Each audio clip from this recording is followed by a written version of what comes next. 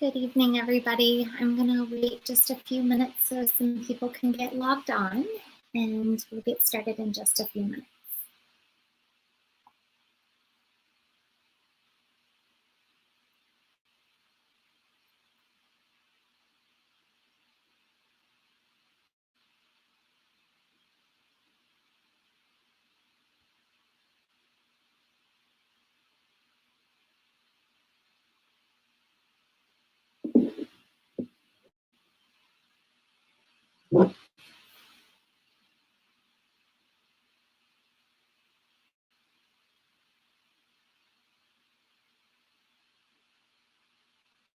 Good evening, everybody. Thanks for joining. We're going to give it just a few minutes to get some people logged on, and then we'll get started.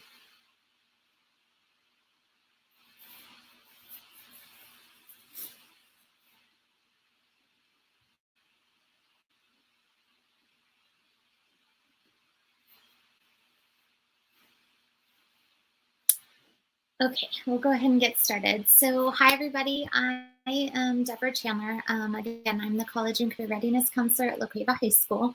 And I'm going to talk to you guys about how to pay for college and the different sources of money and kind of how it all works together.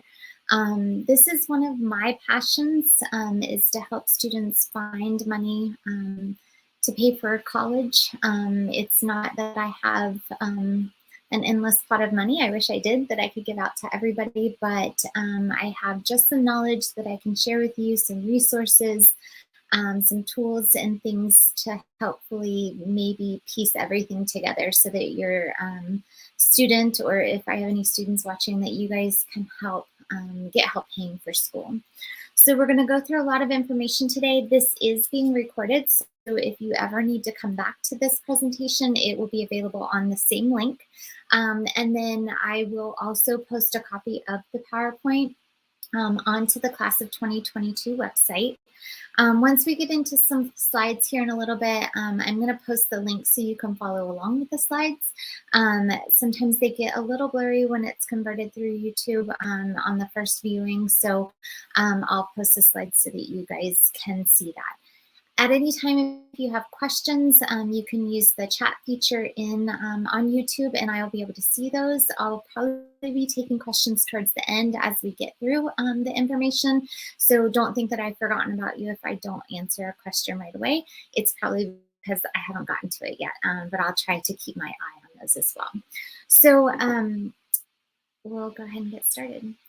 So when we talk about paying for college, I like to start with what are the college costs, which financial need, just some terminology. So overall, when we talk about college costs, it includes all of these things. So it is the full cost of attendance. You might see that certain colleges will only put out there what's tuition and fees, but they don't include room and board, or maybe they don't include all of these. But really what we're looking for is how much does it cost my student to go to this school if they had no money coming from anywhere? How much is the average budget? And that's what cost of attendance is. I was working with a student the other day, and we were trying to find this, and it was not listed on the website anywhere. So that's very rare, but usually if you just search cost of attendance, it will give you something that has all of this in it. We want to try to avoid hidden fees. So if you're looking and you only see tuition and fees, try to find where their average cost of room and board and books and supplies are. Now, when we talk about this, the hard, like you have to write a check out for, is going to be your tuition and fees. That is something, it's not negotiable. This is how much it's going to cost.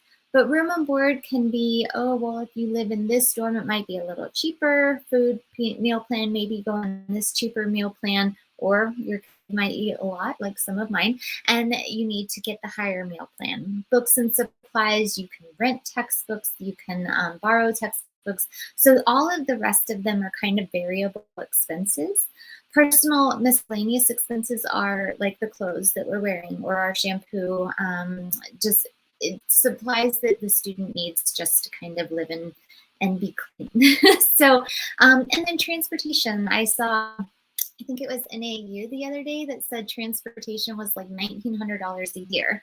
Well, that might not be an accurate cost if our students are planning to drive there, but if you're planning to fly or go, travel long distances to your college, that transportation budget might be higher. So it just depends on where you're coming from, what you're doing. So they're all kind of variable. Tuition and fees is kind of hard and fast, and room and board you can determine based on how your student's going to live. But that's cost of attendance. So every school is different, and you'll need to look that up for every school. So when we talk about how schools determine what kind of aid they can provide to you, one of the big calculations is the expected family contribution. So this is how much does the federal financial aid system think that the parent can contribute to the education and the student, and that's that terminology EFC. So if you're seeing that from any of your colleges, that is what that stands for. And that's determined by the FAFSA application, which we're going to get to in just a second. What the colleges do is they will take your estimated family contribution and they're going to subtract that from cost of attendance, and then they're going to come up with your financial need. Now, financial need is where they will try to meet that need with available funding sources. So this isn't talking about merit-based scholarships or anything like that. We'll get into those in a little bit. But what we're talking about here is there any grants? Is there work study? Is there loans that I can get? Do they have other need-based scholarships they can give me? What does all of that mean? I often get told by La Cueva families that we're not going to qualify for anything we make too much, and that's not necessarily true. So what we can look at is, let's say our cost of attendance is $20,000. Let's say we're staying in state and it's going to be $20,000, and our expected family contribution is $7,000. Our financial need is in $13,000. The schools will try to develop an award letter that meets that need. So they're going to try to say, is there any free money? Is there any money that I work to earn through work study? Or are there loans that we can package the student with to meet that need, to make them attending my university a possibility? But let's say that our cost of attendance is $30,000. Our expected family contribution does not go up just because the cost of our college went up.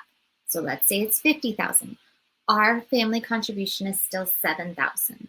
So if you've got a student that is looking at a college that's $50,000 a year and we're like, we're never going to be able to afford that, your family contribution is the same, but your need got greater. That sounded a little weird. But the schools will then try to meet that need with their federal financial aid package or their scholarship package, all of that, to try to meet that need. So don't rule schools out just yet based on cost. And we can talk a little bit about sticker price towards the end of the presentation. But let's just put the applications out there. Let's put all of the financial aid and scholarship applications out there and see kind of what we get back from them, so you guys can see what you can make work.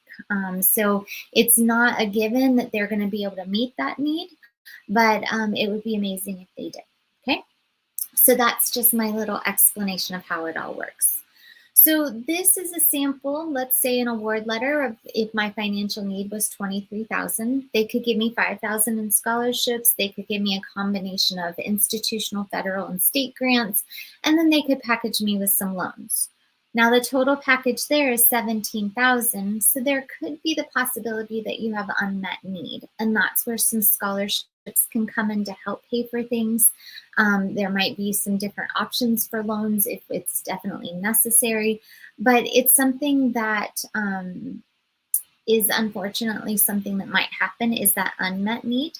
But we're going to talk about, like I said, the private scholarships and things to see how we can get more money. So what's available to help meet your need? Federal financial aid, state-based aid, school-based scholarships, and private scholarships. So we're going to go through and talk about each. So the first part of this presentation, I'm going to take you through federal financial aid. There's a lot of slides involved in this, but I promise it's going to go quickly. So I'm going to post the link to the slides if you would like to follow along. Do not be afraid by how many slides there are. Again, I said it will go very quickly. So it's going to be posted into the chat. And like I said, if you guys are just tuning in and you have questions, you can definitely type them into the chat as we go along, but I am going to get through some detailed information. So just hang out for a second with me, okay? So what's available to meet the needs? So we're going to talk about federal financial aid first. There is $150 billion available in federal financial aid. The pockets of money that they have are our free money, and that's grants, borrowed money, which is our loans, and earned money, which is work study. So work study is where if a student is awarded a work study award, they can work on campus and the government pays their wages rather than the school. So they're free to work for me. I used to work in a career services office and we didn't have any money, but we needed help. And so we would hire work study students. We knew they were students. We knew when finals were. We knew when homecoming week was. We knew a lot of things and we knew that they were students first. So it's a great way to have a job, to earn money to help pay for school. And so that is part of the federal financial aid process as well. Loans is borrowed money, and while we want to stay away from loans, sometimes there's little bits of a gap between what the school costs and what you can pay, and so you might need to take out a loan to make ends meet. And so it's the federal student loans, the way you apply for them is through federal financial aid. And of course, we all want the free money, the grants, okay? So grants, Pell Grant is the biggest source of funding. It's up to $6,500 a year. That is need-based. The same with the FSEOG grant and then the teacher grant. The teacher grant is always something that I don't stress a lot with our seniors because I know I changed my major about 4 times. I thought I was going to be a teacher and then I decided I didn't want to be a teacher and then now I work in education. So it kind of came full circle for me. But I would never want a student to take out a teach grant because if they don't go into education, it turns into a loan. So that's more something once they get into college and if they decide that they're definitely going to education, they can look at the teach grant for that. And then we talked about work study. There's no annual minimum or maximum, but the funds are dependent on school availability or availability at the school. Loans is something, as I mentioned, that can help ends meet, but it can't cover like a $40,000 need. It can only, the subsidized and unsubsidized loans, the max per the year for the first year is $5,500. And the interest rate right now is at 3.73. So that is subsidized. The second one, it just talks about how much over the lifetime that they can have, so $20,000 over the lifetime. And then there's something called parent loans. So parent loans are called, they're known as PLUS loans, so parent loans for undergraduate students. And I've had some parents that say, hey, we just need a little bit more and we're willing to take out a loan for our student to go to school. And that's what the PLUS loan is. The PLUS loan interest rates are 6.28%. So that is something that, I'm sorry, I just realized, ignore this middle line. Sorry, they updated that. So all of our subsidized and unsubsidized loans are at 3.73%. But the parent loans are at a 6% rate. It's still a better rate than your the loans you can get at a bank or a private institution. And what happens with our different loans is there's repayment sometimes is delayed. So for subsidized and unsubsidized, repayment doesn't start until 6 months after the student has graduated or stopped going to college. So that is something that it's nice for our students to be able to go to school, but then repayment will start when they're done. The subsidized means the government pays the interest while they are in college. So it is free money to them while they're in college. So they, let's say they take out $5,000, it's going to be $5,000 6 months after they're done with school, and then interest will start accruing. That's subsidized.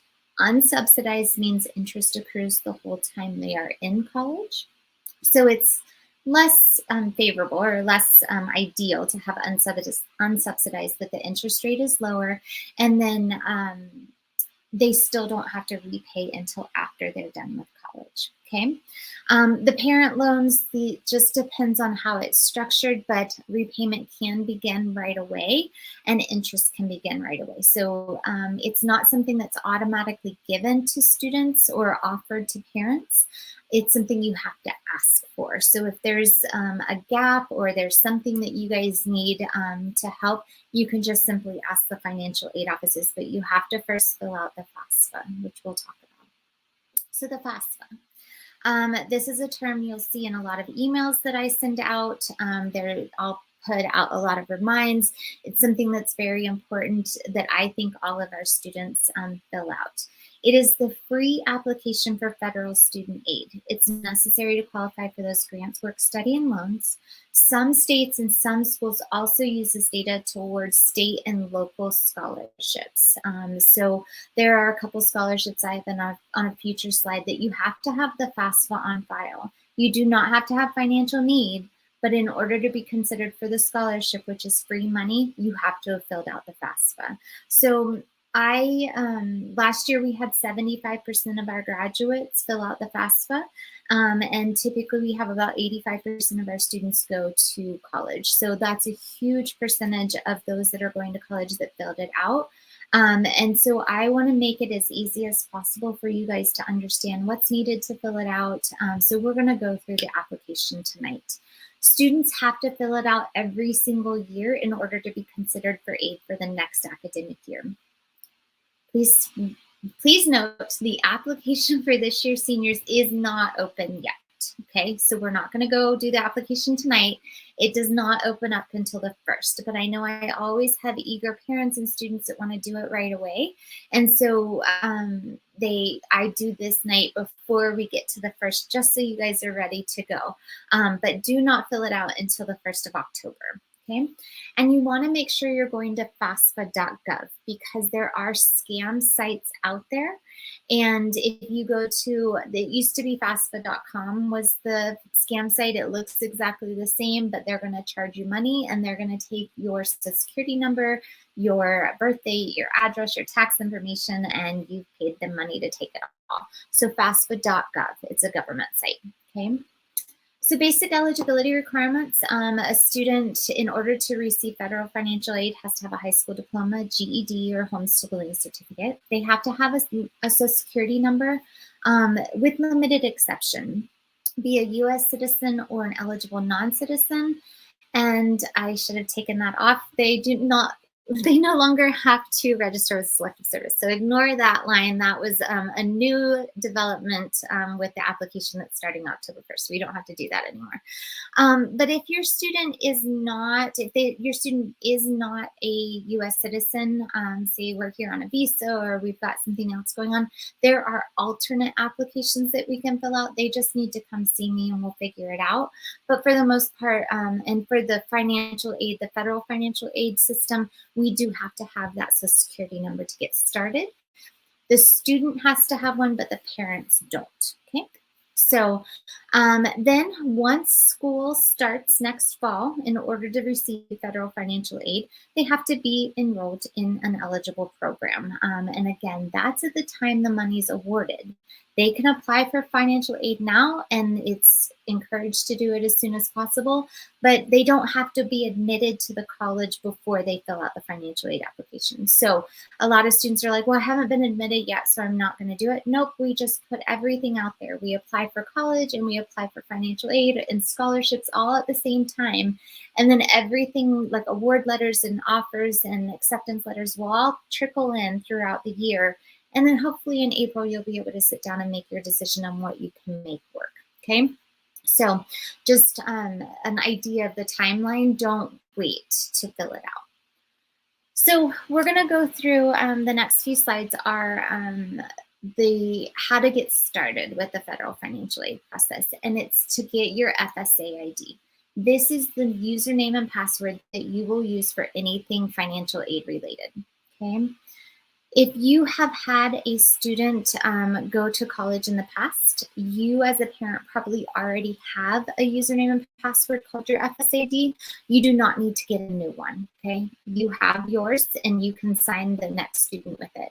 But every student has to get one, and one of the student's parents that's going to fill out their information on the FAFSA needs to have a username and password. We're going to talk in a little bit about who my parent is and which parent's information is used on there. So we'll get to that. But just know that whoever is filling it out, we need one parent to have a username and password and the student to have one.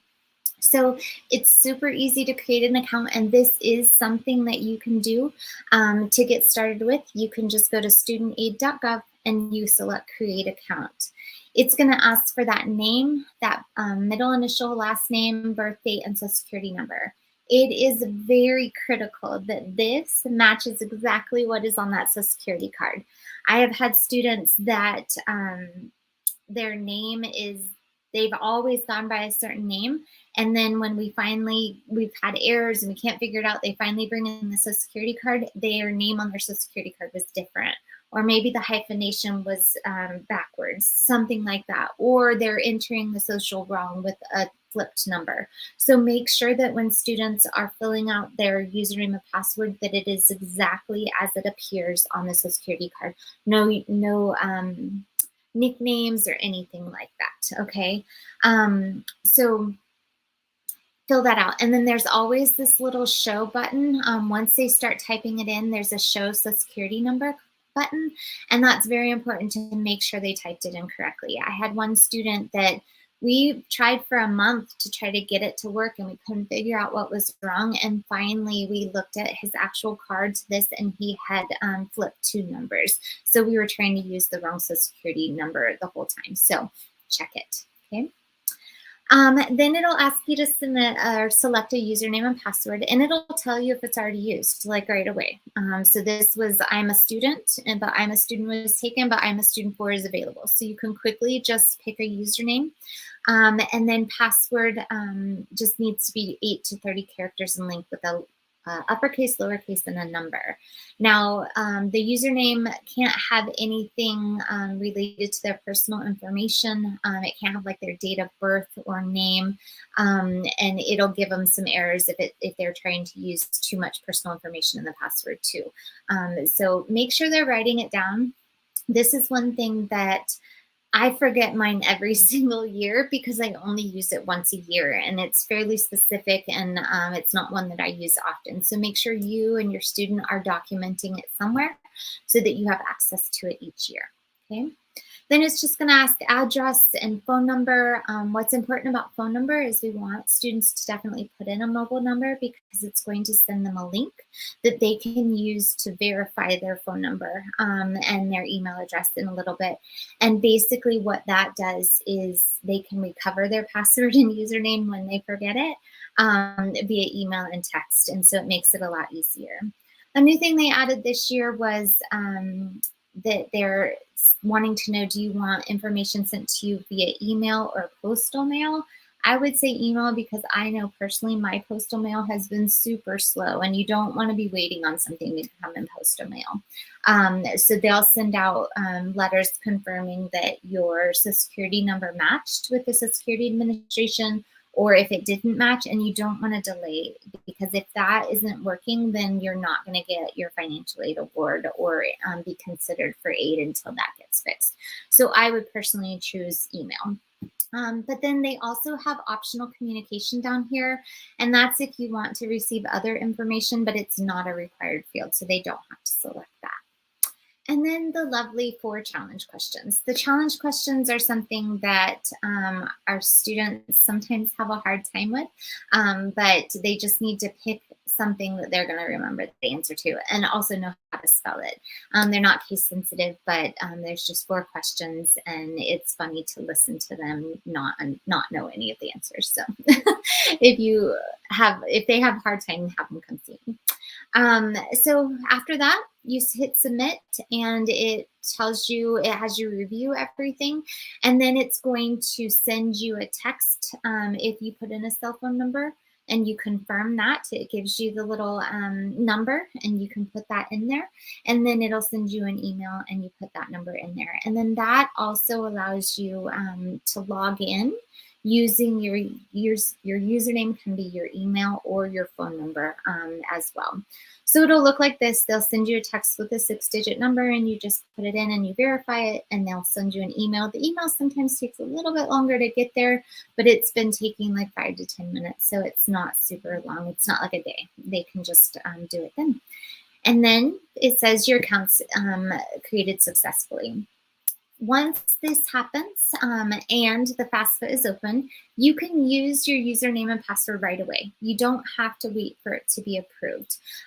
So 1 to 3 days after you set it up, you're going to get an email or mail from the Social Security Administration saying, we've successfully matched your accounts. If you get something or your student gets something saying it did not match, let me know, because there's something wrong. It was something with the name, something with the birth date, something with the Social Security number, and we can definitely work through that and troubleshoot together, okay? But hopefully you get matched, because if it doesn't match, then the application won't go through, okay? And this is what the email will look like. It'll just say that it's matched. And if it doesn't match, it gives you information on how to log back into your account and kind of see that. So I see the question, if we set up an account for our child and one parent, will they send all the information to the parent? So no, you have to use a separate, that's a good question. You have to use a separate email address. You cannot use the same email address for both student and parent. So it will send it to whatever email address is used. But once you put an email address into one of the FSA IDs, you can no longer use that to set up any others. So make sure that your student is using theirs. Another important consideration is do not have them use any of their school email addresses for this, because once they graduate, they lose access to that. So they all have an APS email, and we want to definitely make sure that they're not using that for anything related to this, because they won't have access to it once they graduate. Okay.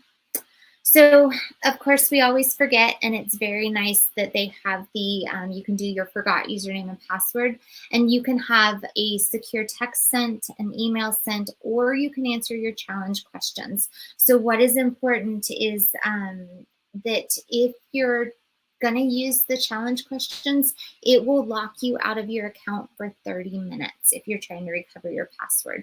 So make sure that you're trying the text or the email first rather than the challenge questions, because you'll just sit there and have to wait 30 minutes before they unlock the account. Colleen, it will not prompt you to set up a separate account, but before you can submit the FAFSA, you both have to sign with your accounts. And so eventually you won't be able to go any farther until the student has a username and password and the parent has a username and password. So you can do that ahead of time, or you can do it within the application, and I'll show you where that is also. So now we're going to move on to the FAFSA. Again, lots of slides here. I did in the chat put the link so you can see them a little bit better. Again, these will be posted on the Class of 2022 website along with this video, so you guys can come back and watch it anytime. The FAFSA is free. Don't ever pay money. And we talked about those scam sites. Make sure you're going to .gov. What you're going to need your 2020 taxes. They're using what's called prior year. And basically we're using the taxes from 2 years prior to when the student is starting college. So our students will be starting college in 2022. So we're going to use 2020 taxes. They'll need Social Security number for the student or alien registration number if they are not a U.S. citizen but an eligible non-citizen. W-2s and taxes for students, and then parents, or for parents and students if they filed taxes. If they didn't file taxes, it's fine. We just need to know an estimate of how much they made. Bank statements, and we'll talk about how it's asking the balance of certain accounts. And then untaxed income, and then again, the FSA ID. So we're going to go through all of this so you can kind of see where it all fits in.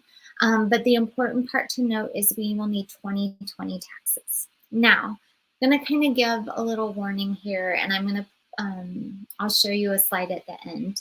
But in 2020, some of us were not working. I was fortunate enough to be working the whole year and paid the whole year through education, but some of our families did not. And so the income in 2020 might not be the same as it is now.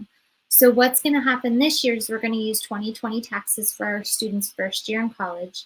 Next October, we're going to use 2021 taxes for their second year in college, and so on. If your income is drastically different, there's something called an aid estimator that you can use to kind of see what your aid may be based on your current income. I just am very worried that some of our students might make a commitment to a college for 4 years based on an unrealistic income from 2020 and then not be able to pay for the following year. So there's a tool that you guys can check in on that. But we're using 2020 taxes right now, okay? So FAFSA.gov, we just click start here, and then it asks us who we are. Are we the student? Are we the parent, or a preparer? We're not a preparer. We're either a student or a parent, okay? If we click on I am a student, it's gonna ask us for, this is for our FSA ID. If we say we're a parent, you can log in with their name and their social security number and continue on until we get to the parent part. So when you log in on the first, right now you're going to see the wrong application for 21-22, but we are trying to fill out the 22-23 FAFSA. So that will show up on October 1st. It will look like this, and you're going to want to make sure that you select 22-23, which is our students' first year in college. Then it's going to ask you to create a safe key. It's just a second level of security. It can be 4 to 8 digits or characters. It can be super simple, like a 4-digit number. So nothing, it's just something when parents and students are filling it out separately, it's a second level of security. Then it's going to ask for email addresses and addresses. Everything is very simple. The email address on this part should be one that the student will check often, because if there's errors that come across that they find in their application and it's not going to be processed successfully, they're going to send them an email. So if you know your student is notorious for not checking their email, you can put your email in this. It does not have to be the same one that you put in their username and password, okay? And then current address. It will ask about residency. It'll ask if our student has lived here for 5 years. If they haven't, it'll just ask when did they move here, month and year. And then if they have, they just say yes, and they won't see that. So it's a very dynamic application in that if you answer a certain way, it'll kind of tailor the next question based on that. And then it'll ask if you're a US citizen or eligible non-citizen. And again, this is all the students' information. I keep saying you, but we're on student information, okay? And I'll show you that. So basically, the next screen asks about students' education. So on here, it says, what will your high school completion status be when you begin college? Every one of them will have a high school diploma. Okay, we will get them graduated. Then it asks, what degree will you be working on in your first year of college? Will it be an associate's degree, which is our 2-year colleges, a bachelor's degree? There's a whole list of things. If they're going to a 4-year school, just say first bachelor's degree.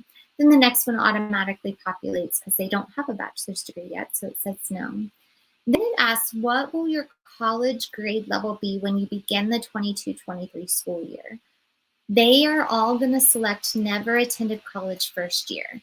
This is even if they've done dual credit, even if they have a year's worth of classes done through dual credit, they have never attended college after high school. So it is never attended college first year for all of them. And then this is that work study question. Work study is not an automatic. If they say no or don't know if they want to be considered for work study, the college won't consider them. But if they say yes, the college will consider them and see if they have money available. That's one of the pockets of money that runs out fairly quickly.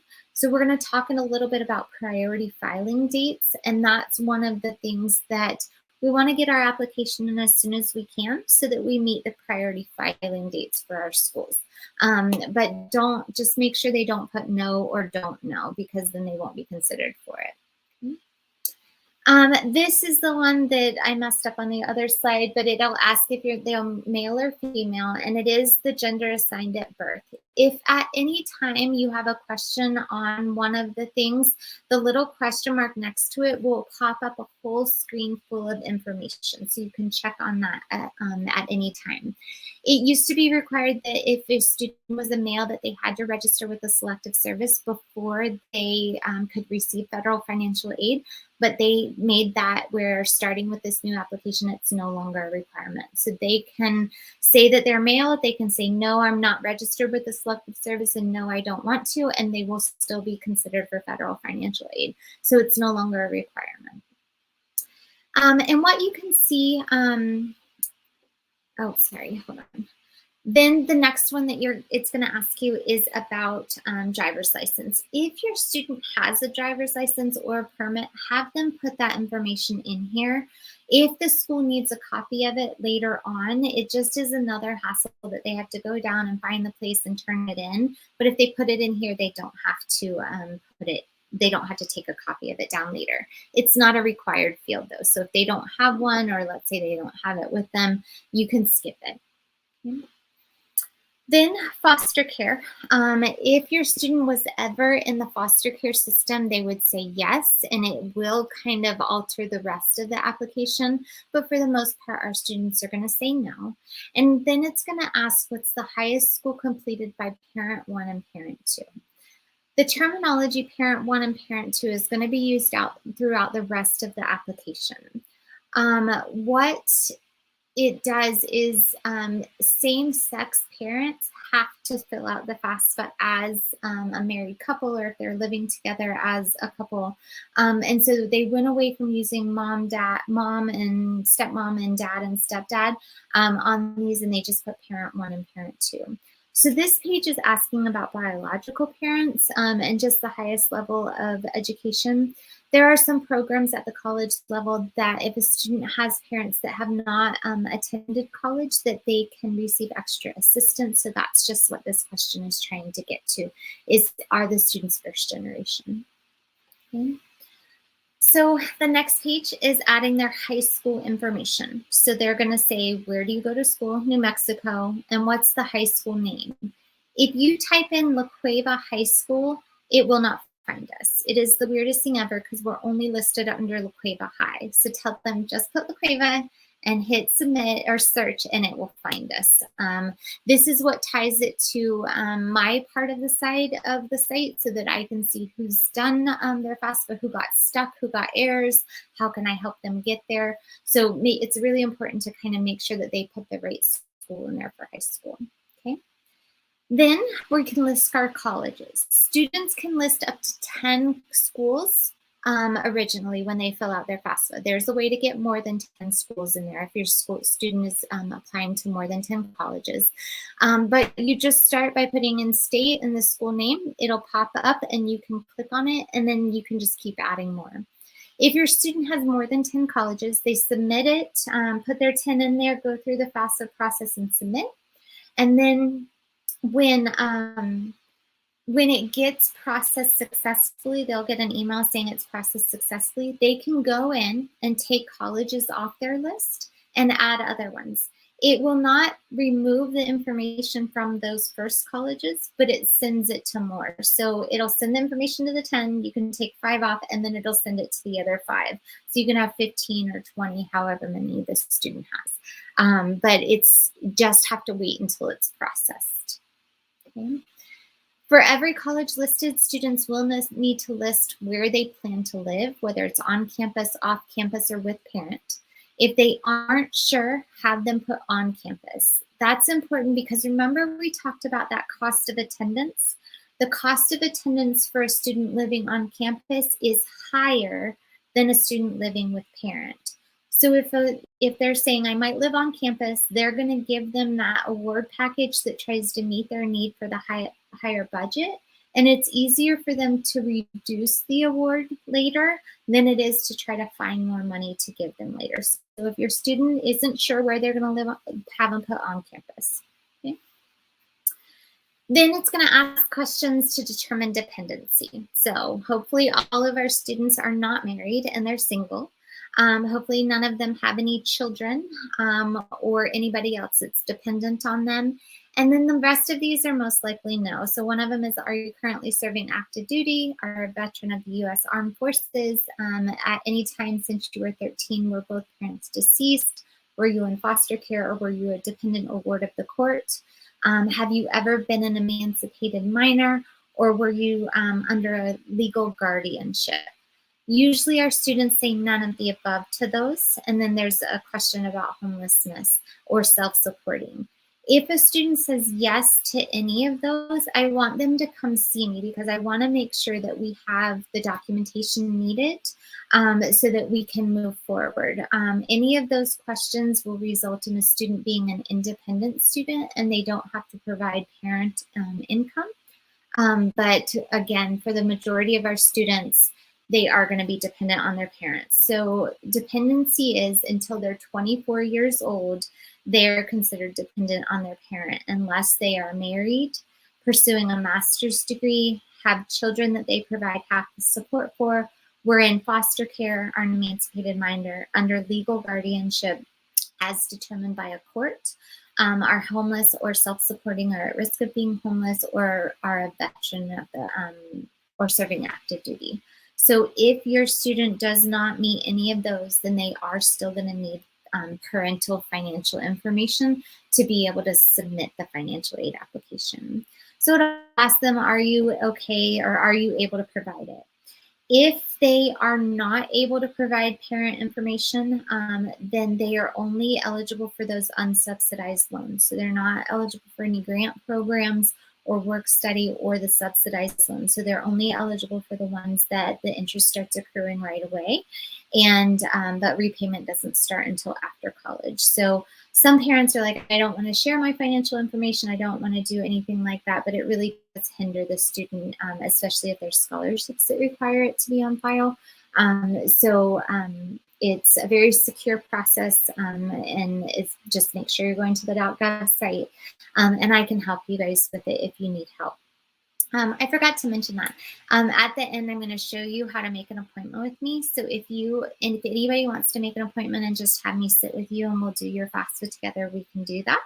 But I also know that by just showing you guys all of this, you're going to be able to do it on your own for the most part. But sometimes there's little tricky financial situations and I am more than willing to meet with you guys. I am the trainer for counselors across the state of New Mexico in how to fill out the FAFSA. And I've seen quite a few very odd situations and I actually enjoy trying to find the solutions to them. So let me help you if I can. So I often get asked the question, who's my parent? And I chuckle, but it's true. Sometimes we have difficult or interesting living situations. And so asking who's my parent is definitely something that we need to ask. The thing with that is, we'll go through this and then I'll kind of go back to it. So the first question is, are your parents married to each other? If yes, we're going to report information for our parents. If they're not married to each other, but parents live together, then we have to report information for both parents also, okay? If our parents do not live together, so they're not married and they don't live together, do they live with one of the parents more than the other? So if so, then whatever parent we live with more, we're going to report their information on the FAFSA. And if they have remarried, then we would do that family income, okay? If they live with parents 50-50, it's whoever provides more financial support for the student. And then again, if that person is remarried, then they put that in there. And it's going to ask, as of today, what is the parent's marital status? So it might have been in 2020 we were married, but then now we're not married. It's asking marital status as of today. Or maybe we weren't married then and we are remarried now. It's as of today. So I'll show you that as well. So your parents are never a widowed step parent. They are never a grandparent, a foster parent, a legal guardian, an older brother or sister, or an aunt or uncle. If any of those situations are who the student lives with, have them come see me and we'll figure out where we're at with all of it and kind of how we need to go from here. But it's never any of those types of situations. Okay. So the application, and I forgot to show you this at the beginning, but what you'll see is we've already gone through student demographics, school selection, dependency status, and now we're on to parent demographics. So it'll have up here parent information and it'll ask parent marital status. This screen you can expand a little bit more and it talks a little bit about what to do if you're divorced or separated, or if you're legally adopted. It gives more information in there. And then there's always this little question mark as well, okay? Whenever you select unmarried or married or remarried or divorced or separated, it's going to ask a follow-up question of month and year of when you were married or divorced or separated. And what's interesting with that is it's interesting to see how many people forget their anniversary. Your kids may not know your anniversary, so definitely make sure that they're knowing the month and year of that. And again, that one said as of today. This is again where they're going to say first parent and other parent. So if you are unmarried or you're divorced, then it's only going to ask you information on the first parent. But if you are married, it's going to do first parent and other parent. And it asks for Social Security number, parent last name, first initial, birth date, and then an email address. Now, if as a parent you are not a U.S. citizen and don't have a Social Security number, you can still fill this out as long as your student is a U.S. citizen or eligible non-citizen and they have a social. So if you don't have a social, you just put all zeros in and then it continues on. So some of our students that parents are international, that type of thing, they won't have this, but the students might be born here and have a social and all of that. So there's different situations that we can work through. So then it's going to ask how many dependents or how many people live in your household. So it's going to start with how many other children do your parents have. This includes children that live with you and children that you provide more than half of their financial support. So maybe it's another kid in college, or maybe it's somebody that a kid doesn't live with you, but you still provide half their support. That is what goes here. FAFSA does not care who claims them on the taxes. That is something that is often misunderstood. So as of right now, there's been talk of changing that, but as of right now, it has nothing to do with who claims them on the taxes. It's who they live with, or the majority of the time, or who provides more financial support. So on this one, we just use the example that we have 2 other kids, and then this question asks how many other dependents do your parents have? So it could be like maybe a grandma or grandpa that's living in the household. So you would put that in, and then it pre-populates this and tells me my family size is 5, and it asks how many of the dependents are going to be in college next year. And so if you have 2 that will be in college next year, you put 2 in there. You don't include the parents in that one. Okay. This is when it gets very important to have those tax documents with you. We can kind of go off W-2s a little bit, but we really need those 1040s to be able to do the next steps. So in 2020, most likely everybody's already filed their taxes. So we say already completed. Most of us have filed an IRS 1040. It used to be that there's a 1040EZ and a 1040A. It's just all gone to the 1040 now. And then it'll ask what the filing status is on their tax return. And sometimes that can be head of household. It can be married filing jointly, married filing separate. But it's important to know your tax filing status. If you're eligible, it will come up with what's called the IRS data retrieval tool. This is the easiest way to fill out the finances in the FAFSA. If you can get the IRS data retrieval tool to work, what it does is it goes out to the IRS, it pulls in all your tax information, and it pre-populates it for you. So there's only a few more questions you have to answer. It's a very touchy system though. So I'll give you a few hints for that one. But once you, when you do that, This is where it is going to require that the parent had their username and password set up.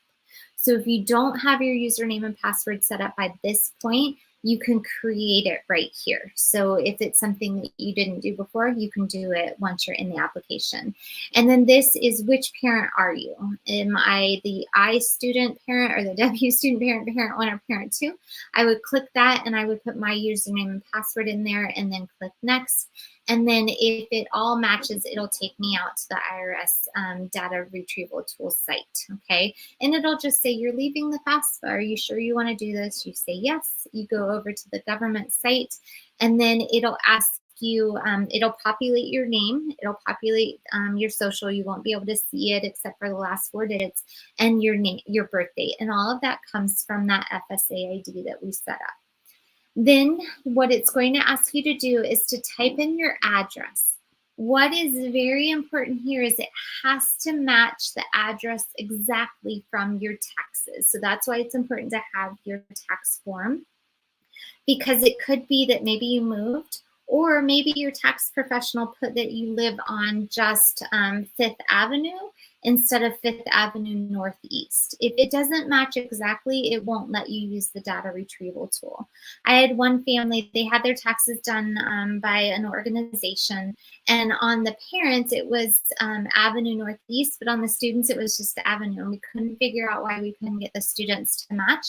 And once we looked at it, we realized the address was just typed differently. So make sure it matches exactly, okay?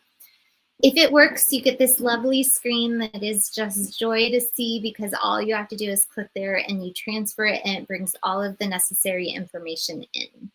If it doesn't work, or you're not eligible to use the data retrieval tool, it's okay. We can get through it together. And it really does make it quite simple. I'll show you the screens.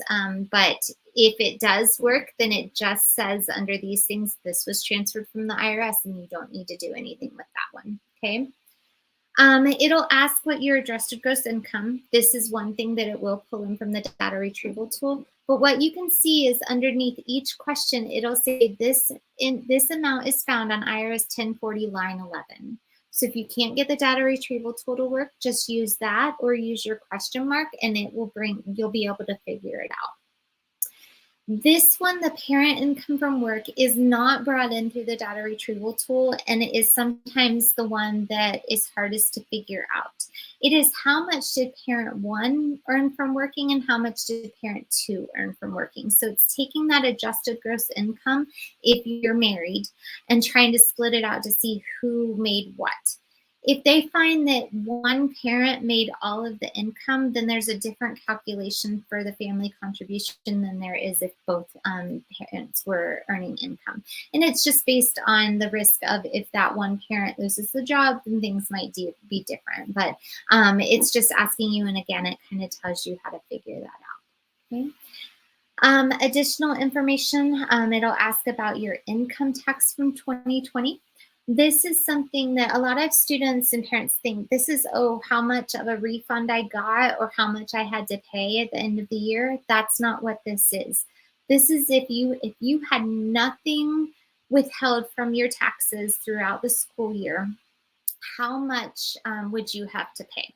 And that's what they're looking for, is how much income tax did you have to pay based on your income?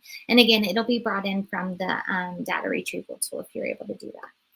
And then the next few pages are going to ask about other income. It asks about combat pay or special combat pay, grants, scholarships, education credit. Most of these will be brought in from the data retrieval tool, and quite a few of them are going to be zero for a lot of our students and parents, but just read through them and click on the question mark. It'll ask about child support paid and received, any earnings under taxable or need-based programs. And then this one is about payments to tax-deferred pension, but it tells you on your W-2, look at lines 12 or boxes 12 and put this in if it's there or not. Again, it tries to make it as clear as possible for you. If you get into the application and you get somewhere and you're stuck and you don't know what to do, you can save it, and you guys can come in and sit with me and we can work on it together. You can save it at any time. Then the last page for parents is the parent assets. And so it's going to ask, as of today, what's your current balance of cash savings and checking? Um, don't put what, like if today's payday, we're not going to put what we have in our bank account today, because I know as soon as we make those payments, it's not going to be that amount. Our financial aid officers agree also that it can be, what do you have left over at the end of the month? So balance of cash savings and checking. The next one is about your investments. So investments do not include the house you live in. They do not include retirement funds or anything like that, but they do include like rental properties that you own, or trust funds, different things like that. So it gives you, if you click on that question mark, it gives you the list of things to include. One thing that's important, it does include 529 plans, which are education accounts, and the education accounts are usually assets of the parents, so you would put that here. And then the final question asks, do you own a business or a farm with more than 100 employees? If you own a business or a farm and there's not 100 employees, you can just put 0 there. You don't have to list the value of the business or farm, only if it has 100 or more employees. Okay. Then we're done with this parent part and we go to the student part, and they are going to answer the exact same questions we went over with the parents. But let's say that they didn't file taxes. They just say not going to file. They put how much they earned from working, and then they answer these questions, which are most likely going to be 0, okay? But they do have to list, as of today, what's the current balance of cash savings and checking, investments, and then that $0 for the business or farm, unless they have a huge business that I don't know about yet. And then we're done, okay? That is the financial aid application. It's going to give you a summary of what you put in there, so you can review that. And as soon as you submit it, you'll be emailed, the student will be emailed a copy of that. But then you need to sign it. So when we logged into this, we used the student's username and password. So it already says that we've signed with that. If you used your username and password to do the IRS data retrieval tool, it'll say you've signed it as well. But let's say that you didn't. You just click provide parent signature. You tell them what parent you are, and you click on that and put your username and password in, and then you submit it or you sign it. If you are one of the parents that can't have or can't set up an FSA ID, you can do the other options to sign, and you just send in a paper signature form. So there's options.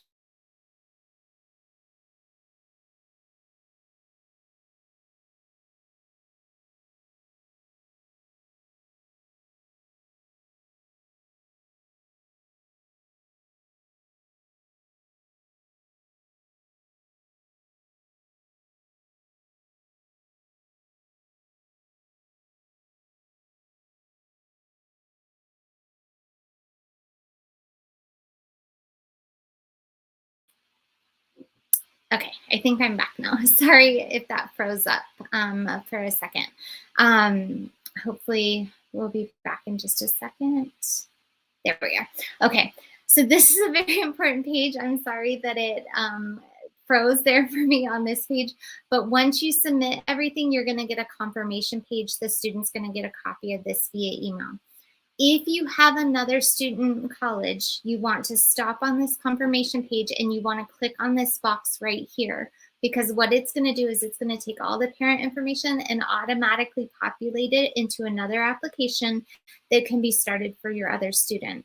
If you close this page down, you can never get back there. So you're going to have to go through the whole process of adding it again. So if you have another student, stop on this page and then just go ahead and click transfer my information for another student and get that started. Okay. So then let's see what happens next. Students will get that student aid report within 3 days.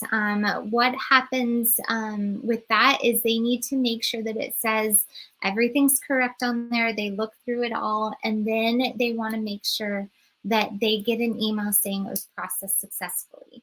If they don't get that, or if they get an email saying that something went wrong, their school is not going to get their information and therefore cannot process an award letter for them. Okay, so watch their personal and college emails to make sure, and their student portals for the colleges to make sure that it's gone through. Um, Being selected for verification, some students, about 30% of students nationwide, have to provide documentation of information that was put on the FAFSA, and it's random. But if your student gets selected for verification, they'll be asked to submit tax transcripts or copies of taxes or things like that. And they can come in and see me and we can figure out what needs to be submitted. But again, that has to be done before the student gets the award letter. It can be frustrating because they might not know what it means and what they need, and they can get stuck there. So make sure that they're watching to make sure everything's taken care of. And it's important to act quickly once notified. And then they have to supply the information to each college they put on there. I'm going to skip the tax transcripts because I'm hearing that you don't need to do that this year, that you will just be able to provide copies of the taxes. But if you ever need a tax transcript, again, let me know and I'll help you work through that process. So another part of this process is figuring out how much your student might be awarded in scholarships, in financial aid, and things like that. And every school is required to have a net price calculator. It can help estimate costs and awards. Some net price calculators are better than others. It could include federal financial aid, state aid, and school aid, but some of the better ones also let you know what scholarships your students would be eligible for.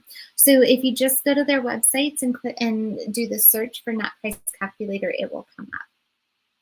This is the estimator that I talked about earlier, and if your income has drastically changed from 2020, meaning it's a lot higher than it was in 2020, you can use this tool to kind of estimate what your aid would be in future years to see if it's going to be quite different. Because again, I don't want you committing to a school for 4 years if you're getting free aid from like a Pell Grant, and then you're not able to get a Pell Grant next year. I want to make sure that we're going into this making an educated decision. Now, let's say that your income from 2020 was a lot higher than it is now.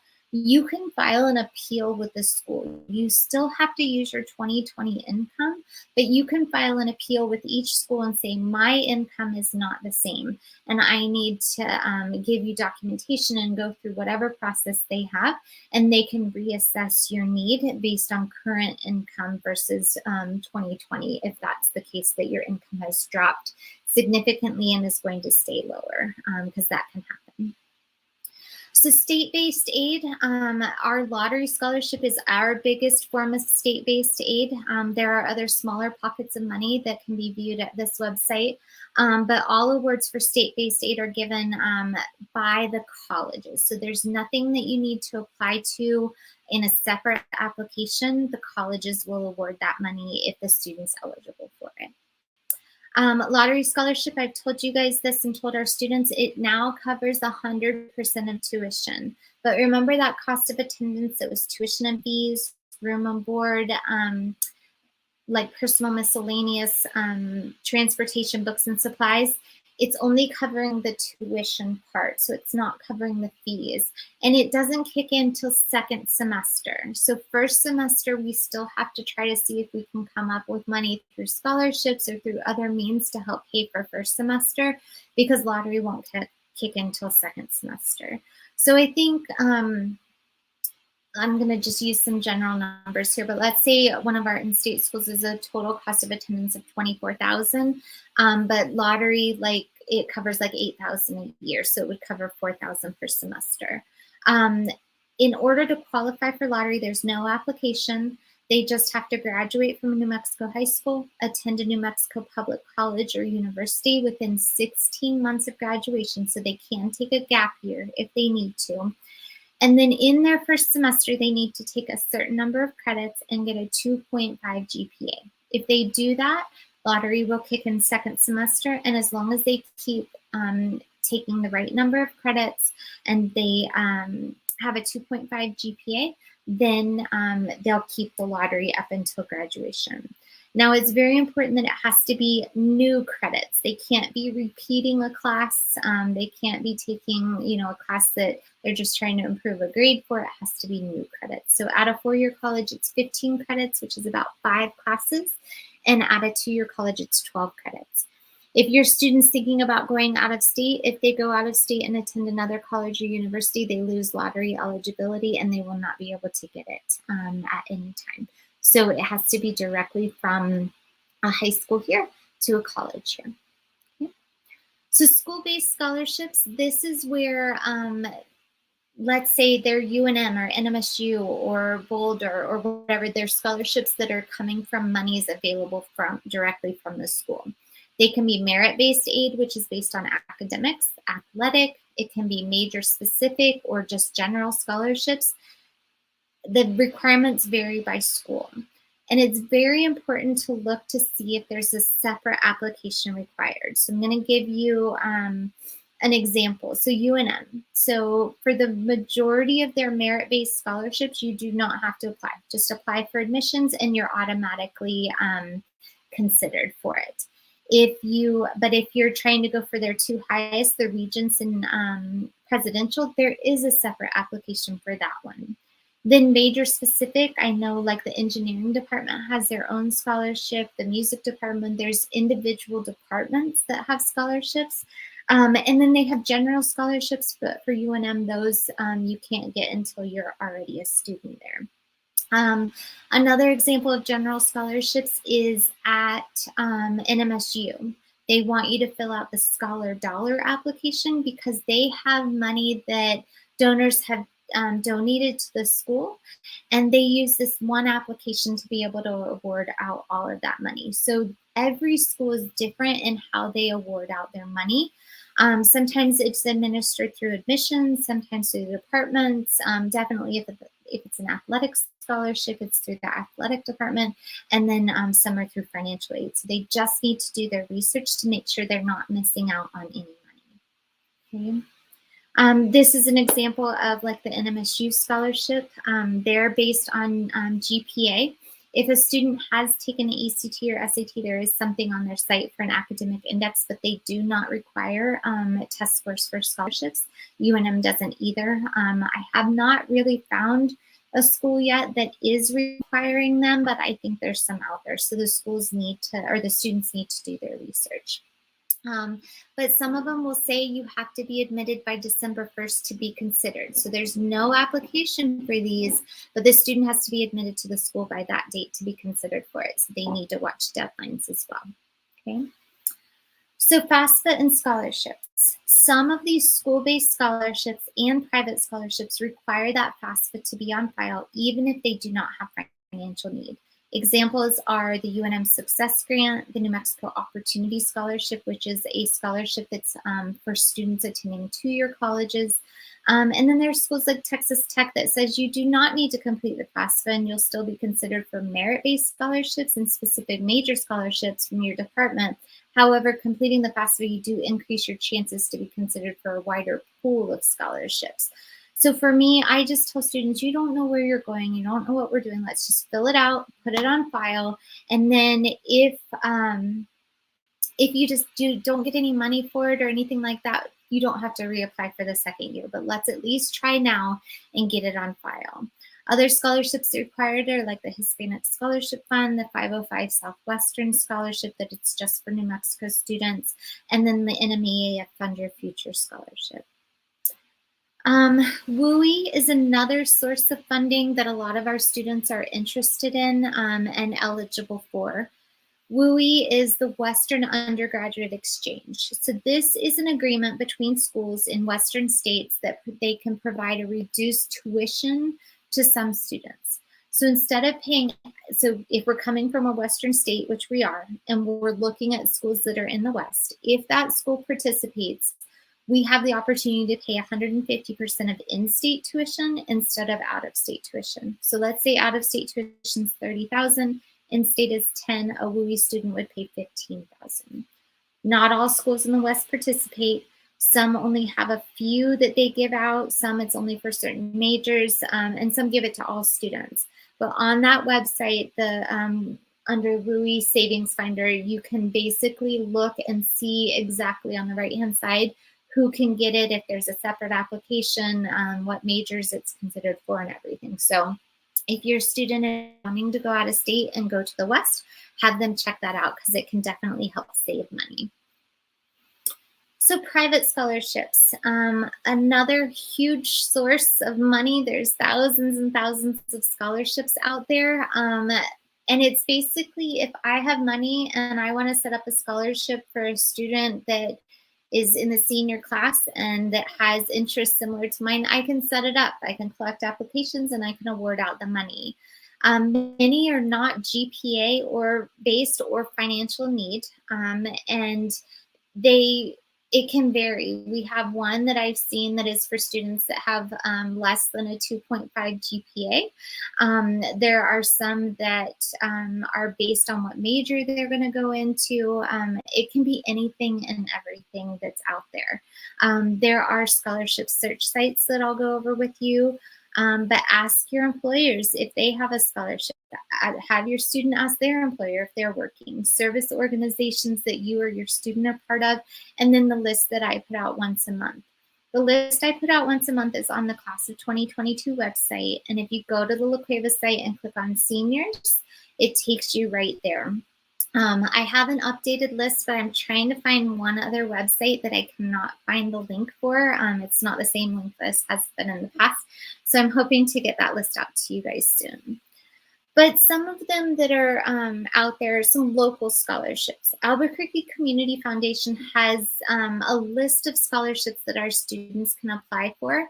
They come out in the spring. They will be on the list that I put out, but really anybody can apply for them. And the majority of them you can use anywhere. So a lot of students are like, well, I'm not gonna go to school here in New Mexico, so I can't apply for these Albuquerque ones. No, it's just that you live in Albuquerque now, you can apply for them, and then you can use them anywhere. There's a few that you have to stay in New Mexico for, like the Manuel Lujan has to be attending New Mexico College, but a lot of the rest of these do not, okay? Albuquerque Hispano Chamber of Commerce has scholarships. Again, the application comes open in January, and it will be on the list that I publish as well.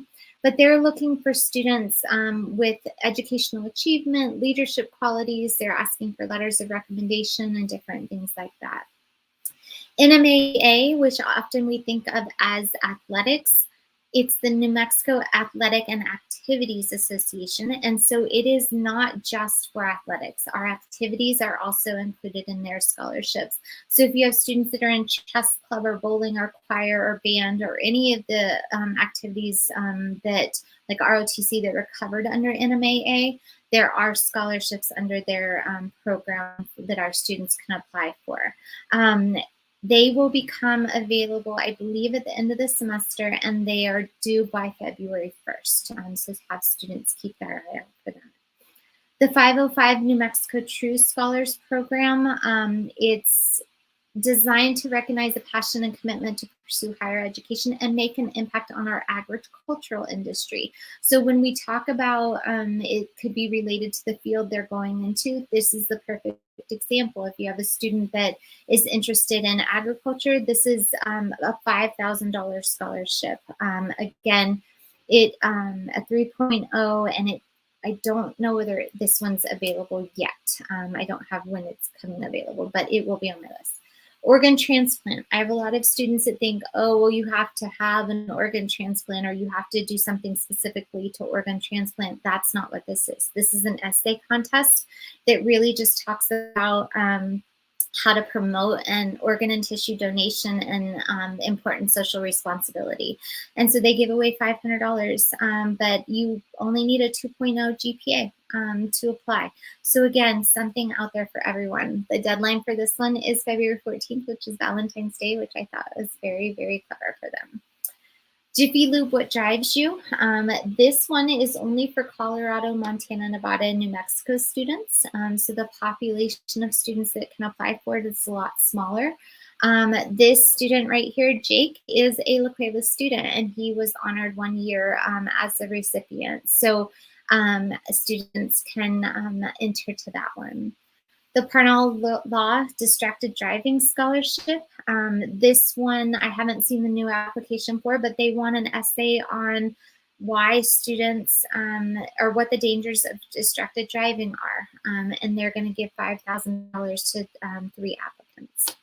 This is the one that I cannot find the link for, but I heard it on the radio the other day and I can't remember what it said. So I just need to listen to 100.3 The Peak and I'll listen to the commercial again and I'll get the thing. But it's our local Toyota dealerships that are awarding up to $60,000 to students in these zip codes, and we're included in that.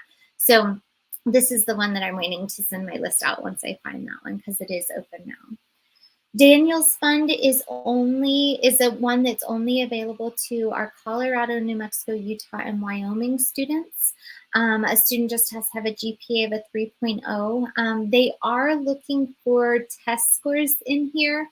And that was added back. Last year it was not a requirement, but this one is based on financial need, and it does require that they have the FAFSA on file because it's going to look at some of that. So, and it talks here about that estimated family contribution, but basically what this one is, it's a very cool scholarship. When you apply, it is going to be a last dollar scholarship. So let's say your school gives you $6,000 plus lottery, which is for, you know, 4,000 or 8,000, but you have an unmet need. The Daniels Fund scholarship is going to pay for the rest. And so it is it's very competitive to get it, but it's only for students in those 4 states. So another one that is worth looking at if your family has financial need and meets their qualifications. The College Board Opportunity Scholarship is one I've talked to students about a lot, and all they have to do is they have to do things they should be doing already. Building a college list, practicing for the SAT, exploring scholarships on the College Board website, strengthening their college list, completing the FAFSA. This is another one that if you complete the FAFSA, you're put into a drawing for $500. Each one of these categories, they're put into a drawing for $500, and if they complete all of them, they're put into a drawing for $40,000. Last year, we had 2 students get individual scholarships, some of the smaller ones, but it's a nationwide program, and we had 2 of our seniors win some of the money. So I just tell students, and this is on the Class of 2022 website as well. Now, our La Cueva specific scholarships, this is something that I have been very proud that has grown each year. These are scholarships that are only for our seniors, and I'm going to go through some of them now. So Camilla Rowe, and actually I lied, this one is for La Cueva or El Dorado, but we like to say that we're going to win it and not El Dorado. And we have won it the last few years. But the student has to have attended Eisenhower Middle School for 1 year, and then they apply, and it's a $1,200 scholarship. Again, application available in the spring, and I'll send that one out. Alan Crum is through our PTA, and it's based on demonstration of personal qualities, perseverance, initiative, and willingness to work hard, financial benefit, be well-respected member of La Cueva High School, and potential to succeed. But our PTA gathers applications for those in the spring. Steve Nee Memorial Scholarship is for an La Cueva athlete, and it's been $2,000, GPA of a 3.0, and have participated in 1 or more varsity level sports at La Cueva. Don Whittick is for a student. It's changed a little bit over the years, but it's been typically for a student that's in an AP level math class. And it's been about $1,000 each year. Robert Baker is through the Albuquerque Community Foundation. Sorry, I stumbled there. Through the Albuquerque Community Foundation. And it is for a student that has a language learning or other reading disability. And again, these come out, all of these come out in the spring. But that is one that it's interesting because we have these scholarships, and oftentimes for some of them we'll get no more than 10 applicants that apply for them because students think, oh, all these other students will apply. This is one that the last few years I haven't had students apply for, and so I've had to go and try to post it again and try to get more students to apply for. So if your student has a language learning or a reading disability, have them look for that one in the spring. The Bart Rutledge Memorial Scholarship really values honesty and hard work, and it's an essay. It's been worth $2,000, again, available in the spring. Austin Denton is one of our newer scholarships. This is just in the memory of Austin Denton, who was involved in everything, it felt like. And so graduating 3.0 and then demonstrated involvement in extracurricular activities. It says extra, extra. That's how it feels, but it is just extracurricular or community-based activities in the spring. If you have a student in the ROTC program at La Cueva, this scholarship is specifically for them, and Ms. Romero wants to give scholarships to students that are going into the branches of the military and students that are going to a college. So she likes to give money to both groups, but it's an application process, and this is one that's been very hard to get applicants for too. Okay. So our class of 2022 website has my list, but also these lists are on there. So the UNM, Texas Tech, and New Mexico State, if your student is looking for other sources of money, I highly recommend starting with these. Like the Texas Tech one, when you click on it and you look through it, you can sort it by date that it's due. You can see, okay, what's due in October? Let me look and see if I qualify for any of them, and it gives you a link directly to them. Those schools put together those lists, but it's not for their students. They are private scholarships from across the nation that anybody can apply to. So tell your student, don't just stop because it says Texas Tech. They've just got this amazing list of private scholarships that they can, that you can search for. And then there's some other websites down there as well. Make sure that they're never paying money for a scholarship or giving out personal information beforehand, that type of thing. Make sure that it's a legitimate site because we don't want them to be scammed either. So how does it all work together? Like I said, it might not be until April until you get your award letters, but what the award will show is it'll show here's the cost of attendance. Here's what the FAFSA said was a parent contribution.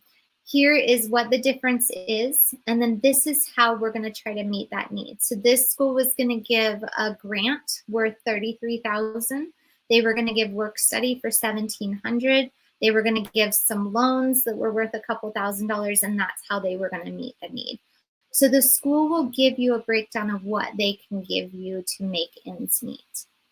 Now, I said this earlier, but I want you to beware of sticker price. There are schools out there that cost, like for instance, Vanderbilt says it costs $76,000 a year. San Diego State says $42,000 a year. So you might say, okay, well, I can't have you apply to Vanderbilt because there's no way we can pay $76,000 a year. But what you can do, this is the Big Future site, and I really like this tool because the schools say, are we going to meet your need? And if we're going to meet your need, how are we going to meet it? So the green is free money, and this little turquoise is loans. So on San Diego State, they're only going to meet 67% of your need, and half of that's going to be in loans. So you can kind of see who's going to give us a better award package. Not necessarily going to be exact, but it's a good idea. But what you can see here is that the average aid package at Vanderbilt's $56,000. The total cost is $76,000, so the average cost after aid is $19,000. But the San Diego, the average cost after aid is $32,000. So that's what I mean with sticker price. Sometimes you would say we're not going to apply to Vanderbilt because it's $76,000, but once their aid package comes in, it might be more affordable than some of the others. So find schools the student's interested in, apply broadly, have a diversity in your applications financially and academically, and then see what they come up with for you. So we've gone over a lot. We've talked about grants and scholarships, which is free money. We talked about work study, and we talked about the different types of loans. And this is kind of a graphic to show free money is, of course, the most appealing. Work study, again, free money, but you have to work to get it. Our loans, the subsidized is where interest doesn't accrue right away. But then we go to where unsubsidized does accrue. The parent loan, interest starts accruing and repayment could begin immediately. Not necessarily, but it could. And then private loans that you might get through your bank, accrue interest immediately and repayment does start immediately. So by filing the federal financial aid, you're considered for all of these. including the PLUS loan, even though you have to ask for that separately, but you have to have the FAFSA on file to get it. And then if you find that, hey, there's a little bit more we need, you can look at private loans. But we really like students to try to get more free money instead of taking out loans. This is also a nice tool, a loan repayment calculator, because I had a student one year that she's like, I'm going to take out 40,000 in loans every year. And I was like, that's going to be 160,000 even if it just takes you 4 years, but if it takes you 5, it's more. It was just so terrifying to me that she was going to be strapped with that much loans. So we went and did a loan repayment calculator, and we looked and we said, okay, well, this is how much it would be per month that you would have to pay back. And then she started understanding the ramifications of taking out that much debt. The career she was choosing was not going to make that much per month right out of college. And so it's kind of an education piece. If your student's like, well, just take out loans, have that conversation with them to say, this is what a reasonable amount is to take out if you're looking at that with them. So your to-do list, something you can do now is set up that FSA ID. After October 1st, you can start filling out the FAFSA. The earlier, the better, because you want to make sure that you get it in by their priority filing date. There's no deadline for FAFSA. You can apply at any time. We have students that are starting college and they're just now applying for the FAFSA, and that's okay. But what's happened is they've missed out on smaller pockets of money. So knowing what your school's priority filing date is important. Here's just a few of them. So NAU is one of the earliest I've seen, and that's November 15th. Again, you can apply after November 15th with your FAFSA, but some of those smaller pockets of money like work study or other grants might already be awarded, okay? UNM says they need you to have everything finished and on file by January 5th. Texas Tech, January 15th. In New Mexico Tech and NMSU March 1st and CNM March 31st. So every school's different. So try to get it done as soon as you can, but don't start till October 1st. And then, but definitely try to get it done by mid-November so you don't miss any deadlines that are out there. And then find and apply for scholarships, school-based and private. Make sure you're not missing any of those deadlines. One other thing that you might hear the term if your student's looking out of state at more competitive colleges is what's called the CSS profile. That is through the College Board. And if they say they need the CSS profile, they need the FAFSA and the CSS profile, and there is a cost for the CSS. It looks more in depth at your assets. So if that's something that the student needs, it's going to be a longer application, and then they have to do that, but the school isn't going to develop an award letter for them until they have that done.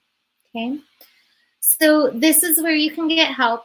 If you'd like to schedule an appointment to sit down with me, you and your student and I can sit down and get it all started. But if you want to come in or if you want to send your taxes with your student, we can do that. But you can go directly to my website. If you go La Cueva and then counseling, you'll see my link, or you can just do /Chandler. And then there's a link to make a FAFSA appointment, and you can see my availability.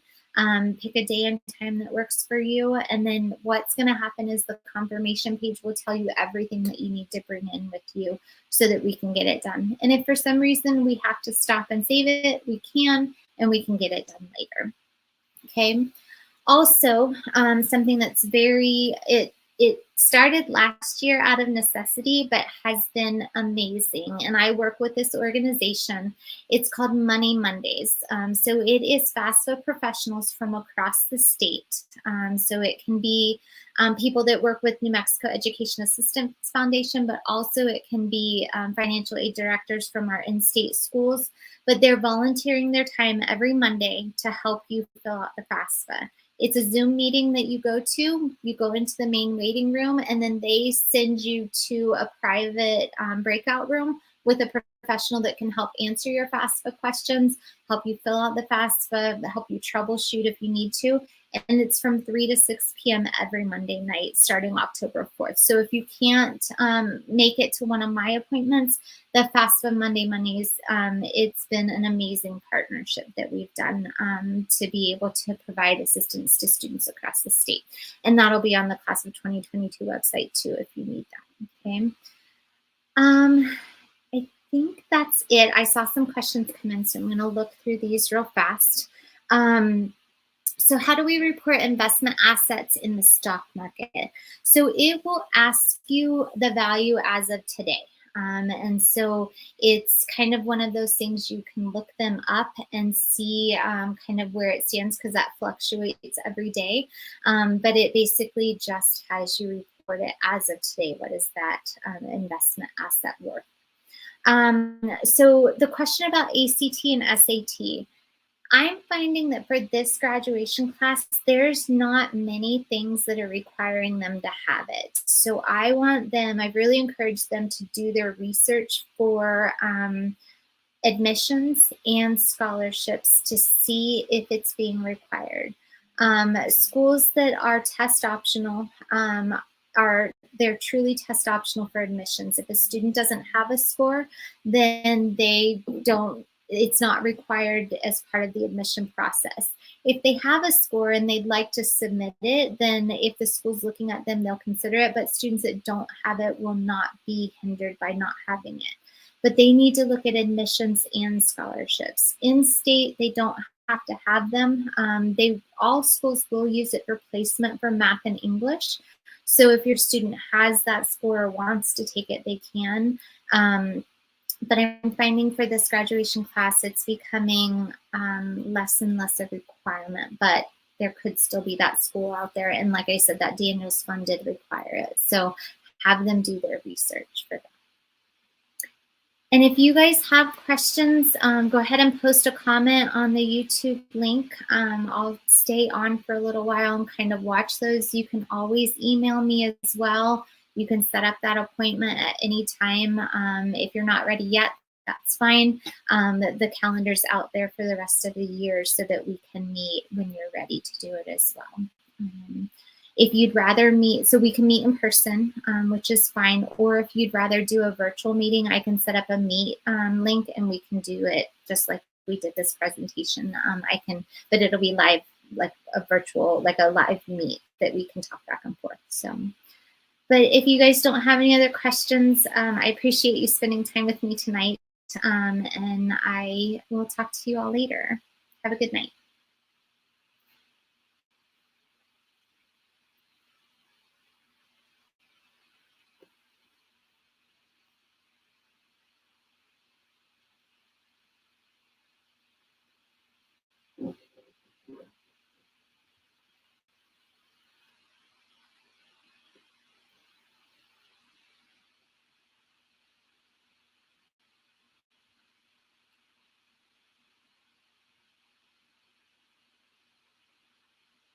Thank you.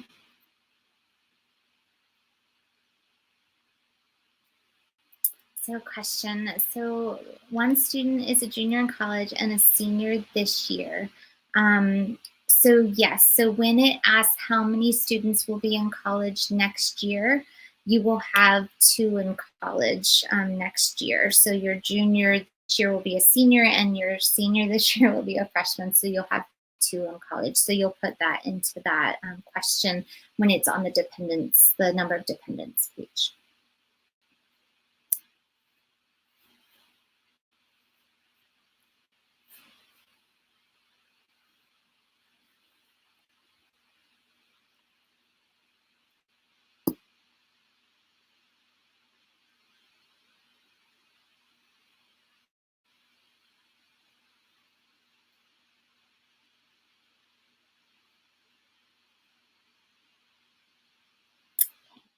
Thank you all. I'm going to go ahead and end the broadcast, but feel free to reach out at any time. And I look forward to talking to you later.